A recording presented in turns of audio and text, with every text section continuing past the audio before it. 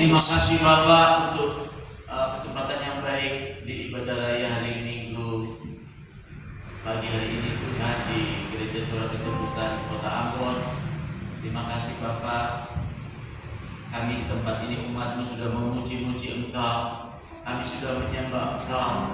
Kami percaya pujian penyembahan kami bagikan kehidupan yang harum di hadapan-Mu. Sungguh Bapak, sekarang ini kami sama membutuhkan kebenaran firman-Mu. Sebab kebenaran firman itulah yang menentukan langkah-langkah hidup kami.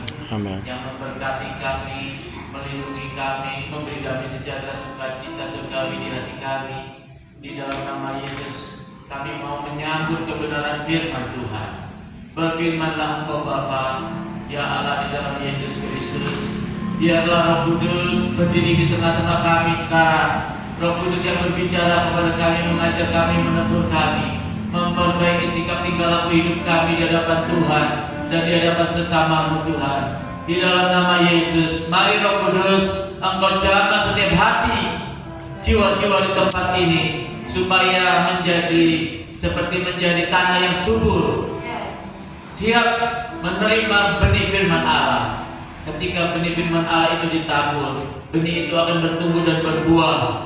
Buahnya adalah kebenaran yang tetap dalam kehidupan pribadi demi pribadi. Dalam nama Yesus, kami persilakan Roh Kudus berbicara.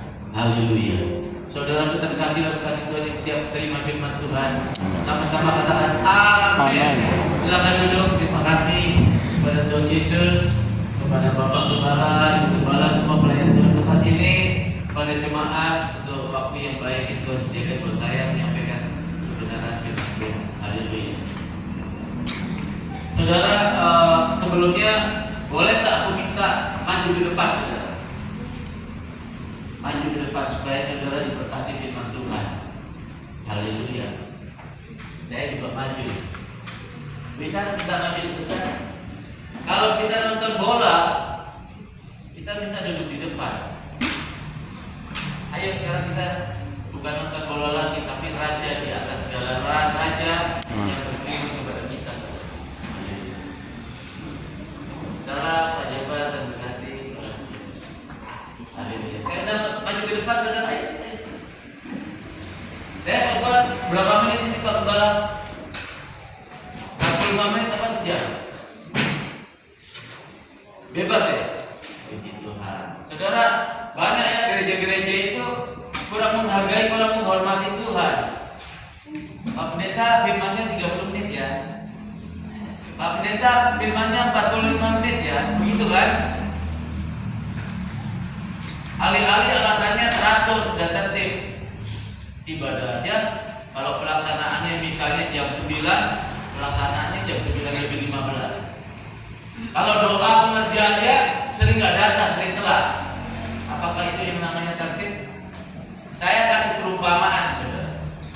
Kalau Pak Prabowo, Pak Presiden Indonesia sekarang mengeluarkan undang-undang, ingin berbicara di gereja-gereja semua di seluruh Indonesia, mau memberikan keputusan-keputusan membantu gereja. Dia berbicara sekarang di sini. Kira-kira dia sudah berbicara panjang lebar 1 jam. Berani nggak di antara saudara kasih waktu Pak Presiden 5 menit lagi? Berani nggak saudara? Coba jawab jujur. Tidak. Nggak ada yang berani.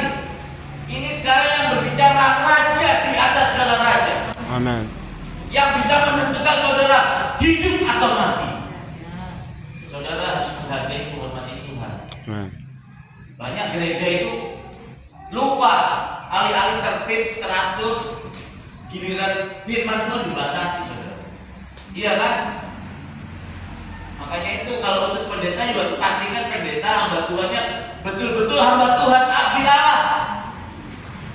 Pendeta belum tentu abdi Allah, saudara. Pendeta kan diangkat, ditabiskan oleh organisasi.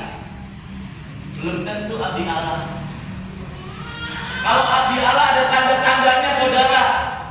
Saya kesaksian dulu ya sebelum masuk firman ya, supaya saudara yakin bahwa yang berdiri di depan saudara yang berbicara ini adalah hamba Allah. Dengerin. Di gereja kami itu ada seorang pengusaha kaya. punya 9 kapal kargo saya dengarnya. Kalau satu kapal itu dicatat oleh Pupuk Sriwijaya Palembang bawa ke Surabaya atau dari Surabaya bawa suatu barang menuju ke Bengkulu misalnya ya. Ada juga yang jalurnya di luar negeri. Itu sekali kapalnya itu berangkat, itu berkatnya itu bisa 1,9 M, 1,7 M, 2 M setengah. Itu berkatnya, cuannya, pemasukannya, bukan keseluruhannya ya, nilai kontrak bukan, cuannya, keuntungannya, punya 9 kargo. Nah, seorang pengusaha ini pernah kapalnya itu tenggelam, 5 ABK-nya meninggal. Keluarganya menuntut saudara, minta sekian ratus juta, sekian ratus juta, sekian ratus juta.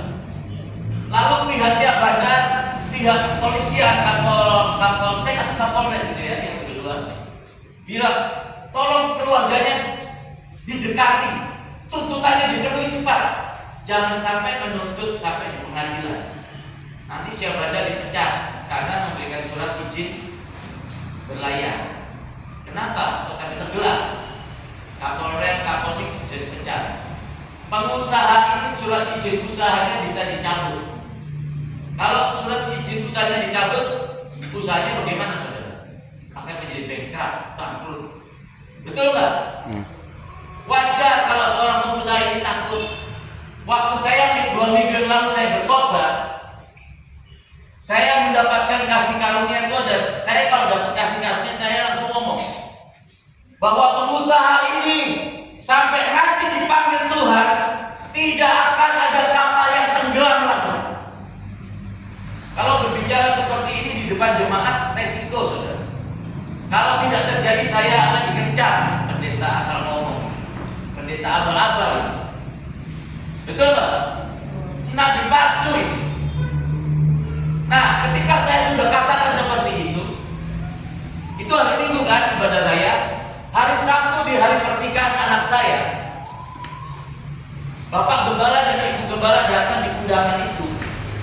Ibu Gembala bisikin saya begini, Pak Bobi, kapalnya Pak Budiman sekarang tadi jam 6 berangkat, jam 6 pagi ke sampai jam 2:30 siang ini di perairan Laut Surabaya, kemudinya patah. Sekarang kalau ombak ambingkan ada ombak besar. Saya terintimidasi. Wah, minggu kemarin saya bilang bahwa pengusaha ini kapalnya nggak akan pernah tenggelam lagi sampai nanti dia dipanggil Tuhan. Nah, ini kok kapalnya mau terancam karang, tenggelam, kemudiannya patah, dihantam ombak yang besar. Saya langsung WA, tolong telepon saya. Saya sudah keluar dari pesta gedung pernikahan, cari tempat sepi. Pengusaha ini telepon saya sudah. Sabar, saya cari tempat sepi dulu. Sudah, oke, kita berdoa. Ayo, siap. Dalam nama Yesus aku katakan, hai engkau ombak badai topan yang ada di perairan Laut Surabaya, aku perintahkan dalam nama Yesus, berhenti. Saya tidak kayak orang gila. Orang-orang yang lewat dia bengong, dia lihat saya begini. Saya nggak peduli. Saya bilang, kau percaya, jangan takut. Tidak akan ada kapal tenggelam. Amin. Kalau tenggelam saya bayar dengan nyawa saya. Saya bilang, saudara, Minggu, hari itu kan hari Sabtu. Hari Minggu kita ibadah lagi ketemu orangnya. Habis saya khotbah, orangnya bilang ini, puji Tuhan Pak Bobi. Selesai berdoa itu, ya 1 jam lebih dikit, kurang lebih nggak tahu lah. Kan dia sebelumnya minta tolong SOS. Kapal yang satu minta 750 juta. Kapal yang satunya lagi minta 850 juta untuk kapal ini diderek kembali ke Surabaya. Tapi setelah doa, kira-kira 1 jam lebih sedikit, ada kapal kargo lewat saudara. Dan Surabaya gratis. Langsung orangnya, Pak Bobi mau penginjilan kemana? Tolong kirim rekening ke saya ya. Amin. Amin. Tapi pasti pengusaha ini juga saya datang ke Ambon, dia datang ke Surabaya, ya pasti ada ucapan terima kasih, kasih chat pasti ya, pasti. Nah, saya kesaksian ini bukan untuk memuliakan saya, bukan. Saya ingin memuliakan Tuhan Yesus kita, saudara-saudara. Kalau memang kita itu abdi Allah, ada kuasa, ada otoritas. Kerajaan Allah ini bukan hanya terdiri dari perkataan saja, tapi kuasa. Amin. Amin. Itu firman Tuhan. Kerajaan Allah itu bukan hanya terdiri perkataan, tapi kuasa. Jadi banyak orang khotbah-khotbah cuma ngomong doang, bicara panjang lebar, menghakimi yang satu, menjelekkan yang satu. Jadi saudara-saudara yang terkasih, mari kita beribadah sungguh-sungguh, saudara. Bukan hanya itu saja, saudara. Adik iparku itu wakil gembala, ada daging tumbuh di lidahnya sini, saudara. Begitu. 2 profesor sudah periksa kanker ganas karena akarnya seperti kembang kol. Dia telepon saya waktu saya di Medan, saya pelayanan di Medan. Bob, tolong doain aku, Bob. Ini adik kakak kan? Adik kakak, adik ipar. Ada benjolan di lidahku.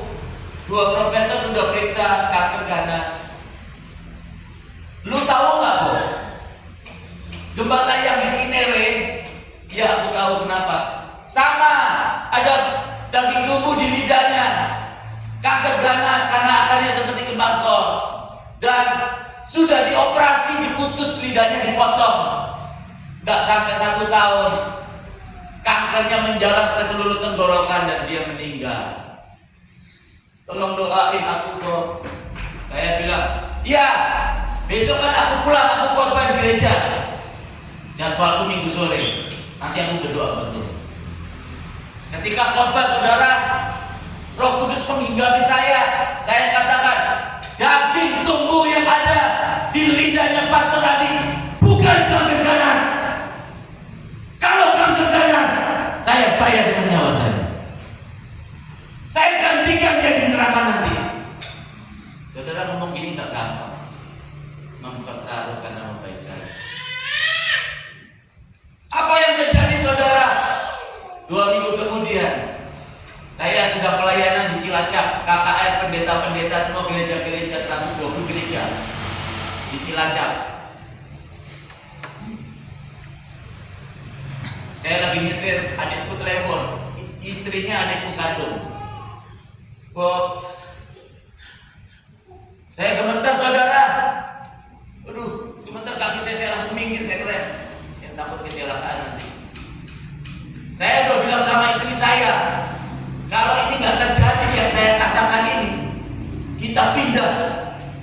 Aku malu nggak mau ketemu teman-teman gereja, saudara-saudara. Ketika saya sudah menepi mobilnya, adikku bilang ini, Bob, aku kan dari rumah sakit kemarin yang habis dulu berdoa itu, hasilnya sekarang kita sudah ambil. Puji Tuhan. Wah, saya bersorak-sorak. Haleluya. Hasilnya ternyata kutil biasa. Amin. Saudara tuh nggak dipujiin buat Tuhan Yesus. Amin. Ini kan pujian buat dia, saudara. Allah kita dulu, sekarang, sampai selama-lamanya tidak pernah berubah. Amin. Apakah saudara hamba Tuhan, abdi Allah? Atau hanya pendeta yang ditabiskan organisasi? Saudara, tema pagi hari ini saya mau berbicara memperbaiki mesbah. Memperbaiki mesbah. Ibu bisa tanya ya, Ibu Noce tahu kan? Istrinya Pastor Mesak tahu kan? Itu di gereja saya sekarang.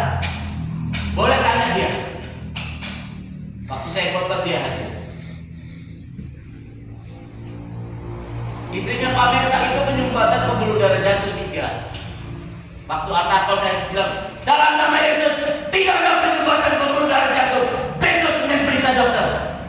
diperiksa, sudah dikateter, janjian 2 minggu kemudian kan karena BPJS, disuruh pulang lagi, nggak ada lagi ketibatan, nggak ada. Amin. Haleluya. Sekarang saya mau berbicara yaitu tentang memperbaiki mesbah. Restoring the altar for the holy fire. Memperbaiki altar, saudara. Memperbaiki mesbah. Kalau saudara dan saya menjadi orang percaya Kristen-Kristenan, Kristen KTP, memang minggu beribadah datang ke gereja, ya. Tapi pulang dari gereja, hidupnya nggak berubah, sifat karakternya nggak berubah, mulutnya keluar anjing babi, setan, jin, dipanggil semua saudara-saudara. Korupsi, nanti ada orang salah sama kita pukul. Ada orang nyerempet motor kita pukul.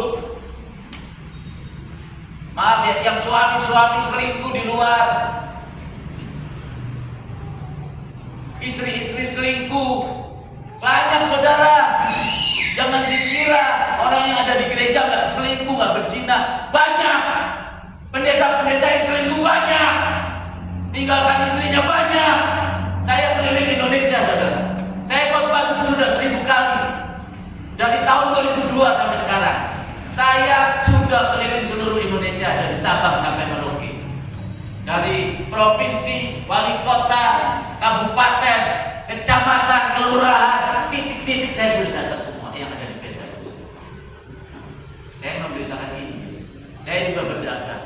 Saya berdagang bukan untuk cari kekayaan, tapi menopang pemberitaan Injil ini, saudara. Jadi saya melayani nggak motivasi supaya dapat duit, dapat amplop. Saya disuruh khotbah di gereja yang 1000 jemaat, saya semangat. Saya disuruh khotbah di 20 jemaat, saya semangat. Biaya sendiri, saudara.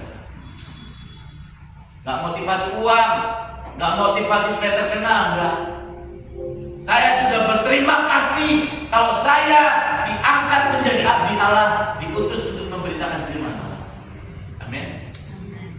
Hari ini Tuhan berbicara restoring the altar for the holy fire.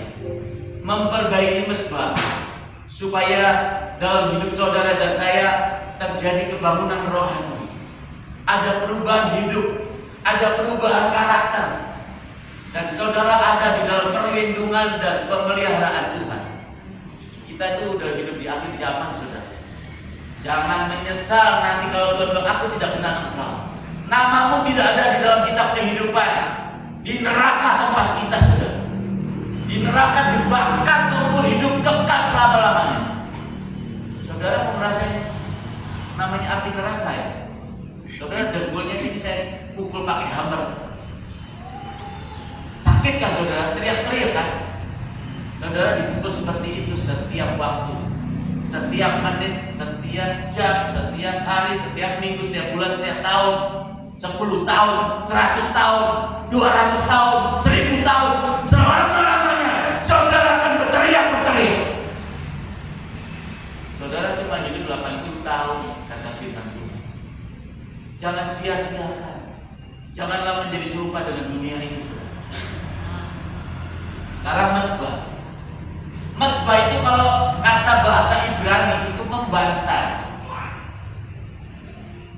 Tapi kalau bahasa Inggris, tempat atau struktur di mana di atasnya itu ditaruh korban-korban bakaran. Tanpa mesbah, saudara tidak bisa berhubungan dengan Allah.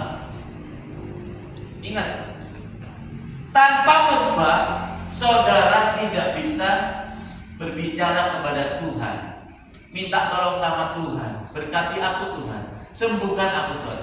Tanpa mesbah saudara tidak bisa berhubungan dengan Allah. Kalau di perjanjian lama, mesbah itu saudara, ketika kita berbuat dosa, kita berbuat salah, suruh ambil burung tekukur kalau yang tidak mampu, yang miskin. Kalau yang punya kambing, domba, lembu, sapi, yang terbaik. Ingat, yang terbaik. Sembelih. Nah, ketika disembelih ada darah yang tertumpah, saudara. Kalau kambing kita sembelih darahnya tumpah semua, keluar semua. Mati atau enggak itu, saudara? Coba jawab, mati apa hidup? Mati. Jadi kita juga harus mati terhadap dosa. Itu mesbah.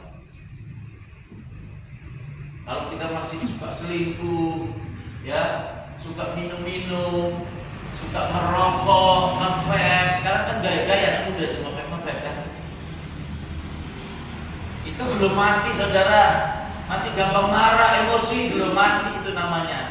Ingat, Roh Kudus tidak bisa tinggal bersama-sama dengan roh-roh dari dunia ini, roh-roh anak buahnya iblis. Tubuhmu adalah bait Allah, tempat Roh Allah diam dan tinggal di dalam kamu. Betul nggak? Di sini ini tempatnya Roh Kudus, saudara. Dia berfirman, karena aku kudus, hendaklah kamu kudus. Jadi kalau kita masih gampang tersinggung, iri hati, benci, wah gereja sekarang banyak saudara iri-irian, saudara. Pendeta satu dengan yang satu, pelayan-pelayan Tuhan iri-irian, sombong, merasa dirinya lebih baik, merasa dirinya lebih berpengetahuan, merasa dirinya lebih hebat, benci sama saudara, dendam, bohong, nanti mulutnya ngomong sana, ngomong sini, bocor mulut. Saudara, Roh Kudus tidak bisa diam bersama-sama dengan roh-roh yang dari dunia ini. Saya nggak percaya kalau orang ibadah tapi hidupnya ngomongin orang, iri-irian, gampang tersinggung. I don't believe it. Saya tidak percaya kalau ada hamba Tuhan suka iri-irian, benci sana, benci sini. Dia bilang aku dipenuhi Roh Kudus. I don't believe it. Sebab firman Tuhan yang berkata, karena aku kudus, hendaklah kamu kudus. Amin. Amin. Kalau seorang hamba Tuhan motivasinya supaya terkenal, melayani Tuhan supaya terkenal, pilih gereja-gereja yang besar, I don't believe it. Kalau Roh Kudus itu ada di dalam hati orang itu, karena yang ada adalah kesombongan. Kalau ada seorang hamba Tuhan motivasinya uang, I don't believe it. Kalau ada Roh Kudus di dalamnya, I don't believe it. Seorang hamba Tuhan harus hidup sederhana, harus rendah hati, penuh kasih, jujur. Amin. Nah ini kalau hamba Tuhan beli jam 800 juta, beli tas istrinya 1,2 M, rumahnya di mana-mana, pakai mobil mewah, masih kurang lagi. I don't believe it. Kalau Roh Kudus ada di dalam orang itu, I don't believe it, saudara. Karena saya mempelajari firman Tuhan dari Kejadian sampai Wahyu, saya sudah puluhan kali kata, tahu kata, udah selesai semua dari Kejadian sampai Wahyu. Yesus bilang, teladanilah aku penuh kasih, rendah hati, lemah lembut, dan jujur. Gimana kalau ada pendeta sudah menggembalakan 1.500 orang, pengusaha, dia habis khotbah di mimbar, waktu masih WL puji-pujian, pendetanya masih nunggu di ruang pastori kaca. Nanti udah mau firman, pelayan pun datang. Pak Pendeta, mau waktunya firman. Pak Pendeta datang, dia bilang,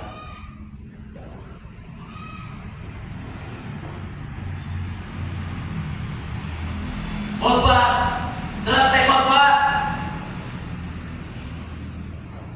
dia lewat pinggiran, dia langsung pulang. Kira-kira ini hamba Tuhan ada kerendahan hati apa enggak, saudara? Shalom dong, penggembala, jemaat, shalom. Berarti betul nggak? Yesus bilang, aku yang adalah Raja, aku yang adalah Tuhan. Yesus duduk di rumput, saudara. Yesus duduk di rumput, dia berkorban. Amin. Yesus bilang, teladanilah aku. Aku penuh kasih, rendah hati, lemah lembut dan jujur. Teladani Yesus. Barang siapa percaya kepadaku, kata Yesus, dia harus hidup seperti aku. Ini enggak pendeta sombong tentang pengusaha. Saudara, kalau di kota-kota besar akan ketemu pendeta-pendeta seperti itu. Nanti ada lagi pendeta dari bodoh, nggak ngerti apa-apa, sekolah sarjana teologi, jadi lagi sekolah lagi jadi master teologi, nggak terkenal jadi terkenal. Kalau diundang khotbah menentukan tarif 45 juta. Aku kan khotbah di Jayapura nih, gereja Victoria Agung. Aku belak-belakan aja ya. Emang harus ditelanjangi perbuatan iblis. Paslon harus ditelanjang. Saya khotbah di Jayapura. Kira-kira jemaatnya 700 sampai 1000, 2 kali ibadah pagi dan sore. Selesai saya khotbah, kita diajak makan. Orang Papua gembalanya. Makan, ibu gembala cerita, Pastor, beberapa bulan yang lalu sebelum pastor pelayanan ini, kita undang satu pendeta dari Jakarta yang terkenal, yang suka melucu itu loh, yang gemuk itu loh. Oh iya, kenapa? Kita ditentukan tarif loh 45 juta loh. Saudara, kira-kira itu hamba Tuhan atau sahabat Tuhan? Coba jawab, saudara. Ayo dong jawab. Yang keras, hamba Tuhan atau sahabat Tuhan atau bukan, saudara? Terus hamba siapa? Hanya ada 2, saudara. Di dunia ini ada 2. Menjadi hamba Allah atau hamba iblis. Gak ada 3. Terang dan gelap, kaya miskin, baik jahat, sakit sembuh, hanya ada 2. Jadi hamba Allah atau hamba, katakan hamba iblis, hamba mammon, duit yang dicari. Coba kita ini orang berdosa. Coba pikir sejenak, bapak kita, kakek kita dulu siapa? Orang pendosa bukan?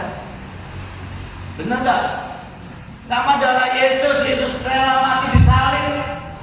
Dia rela dicambuk, dipaku tangannya, kakinya. Dia mati di kayu salib. Barang siapa yang percaya kepada dia, bukan orang berdosa lagi, tetapi menjadi anak-anak Allah yang berhak masuk kerajaan surga. Dosanya udah ditebus oleh darah Yesus. Tuhan Yesus cuma suruh ini, tolong sampaikan suratku ini, khotbahkan, bacakan di Papua. Dia bilang gini, bos, tarifnya 45 juta bos. Kira-kira ini mau bisnis atau sahabat? Iya kan? Itu namanya bisnis, saudara. Makanya jangan kaget kalau Tuhan bilang, hanya engkau si pembuat kejahatan, aku tidak kenal. Di sanalah tempatmu. Kenapa saudara dibilang si pembuat kejahatan? Orang nggak tahu berterima kasih. Orang nggak tahu budi. Kalau orang Chinese bilang goceng ini. Tahu goceng ini? Goceng itu orang Cina sudah ngomong itu parah, saudara. Orang yang nggak tahu diri, nggak tahu budi, nggak tahu kebaikan orang. Jadi inilah saudara yang harus kita perhatikan. Kita harus memperbaiki mesbah kita. Kalau di perjanjian lama, aku minum sebentar ya.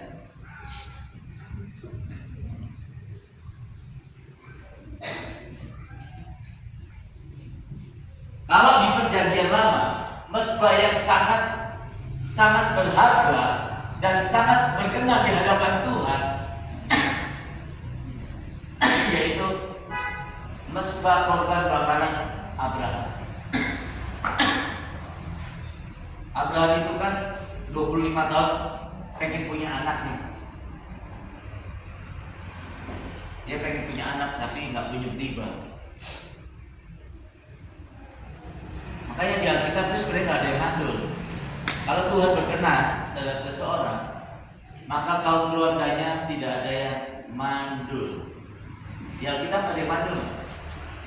dengan mandul. Tapi pada akhirnya kan punya anak setelah 25 tahun. Elizabeth juga punya anak. Di Alkitab semua akhirnya punya anak yang Alkitab terus mandul. Tuh, ketika mandul kita pengen punya anak, kita berdoa terus, pasti punya anak, saudara. Karena apa? Tuhan berbilang gini, Aku Allah yang tidak pernah berdusta. Janjiku seperti fajar di pagi hari yang tidak pernah terlambat bersinar. Tepat pada waktunya pasti punya anak, nggak ada mandul. Alkitab bilang orang yang hidup berkenan di hadapan Tuhan, kaum keluarganya tidak ada yang mandul. Nanti kita baca ya. Coba aja dibaca sekarang Keluaran 23 ayat 25, 26. Salah satu baca yang keras, coba berdiri. Ya, CD-nya coba. Nah, itu. Baca yang keras, saudara. Tetapi kamu harus beribadah kepada Tuhan Allahmu, maka Ia akan memberkati roti makananmu dan air minumanmu, dan Aku akan menjauhkan penyakit dari tengah-tengahmu. Terus, tidak akan ada di negerimu perempuan yang keguguran atau mandul. Aku akan menggenapkan tahun umur. Amin. Iya kan? Gak ada yang mandul. Gak ada yang lahir 2 hari bayinya hidup habis itu keguguran meninggal. Gak ada. Allah tidak pernah PHP. Dunia, iblis yang memberi pengharapan palsu. Iblis nggak bisa memberkati. Kalau ada khotbah bilang iblis bisa memberkati, mana firman Tuhan? Dasarnya mana? Nggak ada.